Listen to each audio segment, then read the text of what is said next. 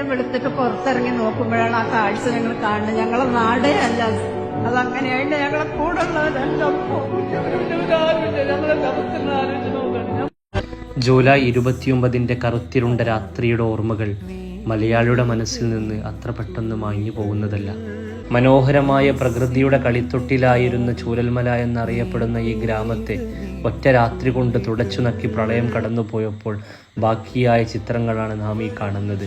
ചൂരൽമല ദുരന്തത്തിന് 2 ആണ്ട് കഴിയുമ്പോൾ ഓരോ ജൂലൈ 29 കടന്നു വരുമ്പോഴും മനസ്സിൽ വലിയ സങ്കടവും നീറ്റലുമാണ് അനുഭവപ്പെടുന്നത്.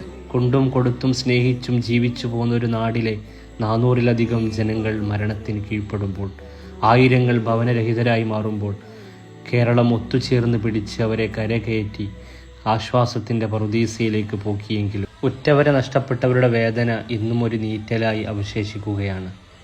അവരിൽ നിന്ന് വേർപെട്ടു പോയവരെ കാണാൻ ഇന്ന് ചൂരൽമലയിലെ ജനങ്ങൾ അവരുടെ ഖബർസ്ഥാനിലേക്ക് യാത്ര ചെയ്തിട്ടുണ്ടാകും. പേരറിയാത്ത അനേകം ഖബറുകൾ, ഒരു പേരിൽ തന്നെ നിരവധി ഖബറുകൾ, തലയും ഉടലും വേർപിരിഞ്ഞ അനേകം ഖബറുകൾ. പ്രാർത്ഥനകൾ അർപ്പിക്കാം അവർക്ക് വേണ്ടി. അള്ളാഹുവെ, ഒരിക്കലും ഞങ്ങൾക്ക് ഇതുപോലെയുള്ള ഒരു ദുരന്തം ഇനി വരുത്തരുതേ എന്നും പ്രാർത്ഥിച്ചുകൊണ്ട് നമുക്ക് അവരുടെ ദുഃഖത്തിൽ പങ്കുചേരാം.